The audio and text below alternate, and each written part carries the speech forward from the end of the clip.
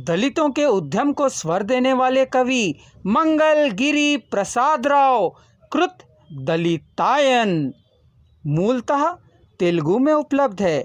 इस पुस्तक का अनुसृजन हिंदी में किया है पारनंदी निर्मला जी ने।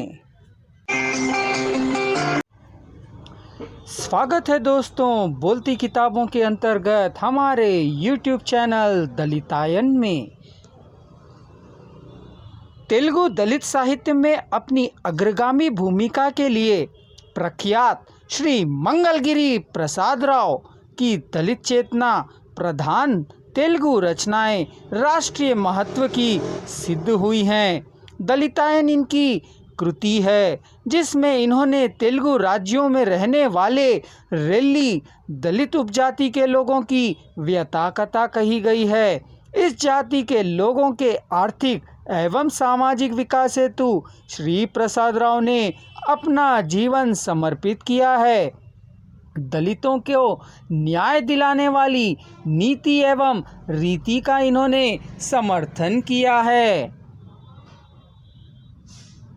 इस संकलन की कविताओं में वे दलितों के हितों की चिंता करते हैं, उनके लिए संघर्ष कर उनके मानवोचित अधिकारों और अस्मिता के लिए प्रेरित करने वाली ये कविताएं दलित समाज को शिक्षित एवं संगठित करने वाली है।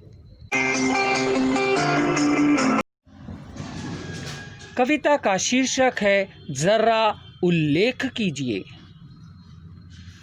मन लगाकर थोड़ा लिखिए, भंगी की परवाह हमें क्या सोच, देखी अनदेखी करके सुनी अनसुनी करके नाटकबाजी मत कीजिए। यही तो हमारा छोटा भाई है, वही तो हमारा छोटा भाई है, इस बात को मत भूलिए। मैं विनम्रता पूर्वक प्रार्थना करता हूँ, आपके खंड काव्यों में, कहानी की कथा वस्तुओं में, कविता के संग्रहों में जरा उल्लेख कीजिए।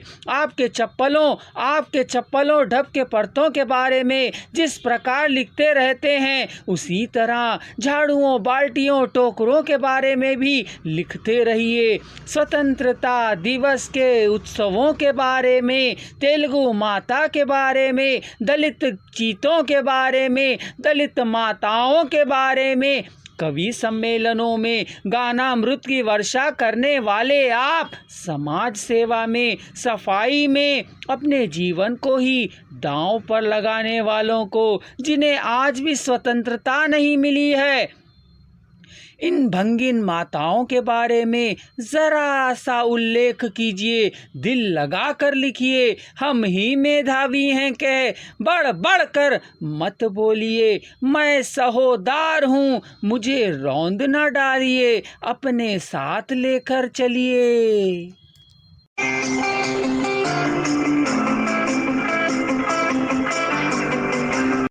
कविता का शीर्षक है बागवान।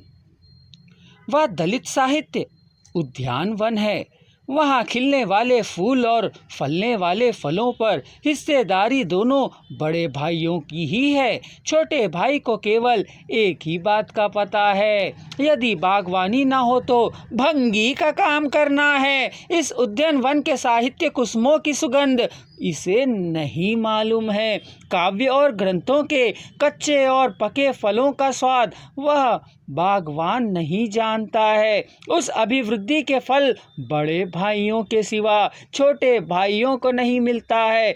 बागवान का काम और भंगी के काम के सिवा साहित्य सुगंधों के परिमलों का स्वादन इसे मालूम ही नहीं होता है। इस वन के पेड़ों में फूल और फल ही नहीं, चाकू भी फलते हैं, ढब भी फूलते रहते हैं। सभी प्रकार के पक्षियों के साथ यहाँ कौवे भी मंडराते रहते हैं।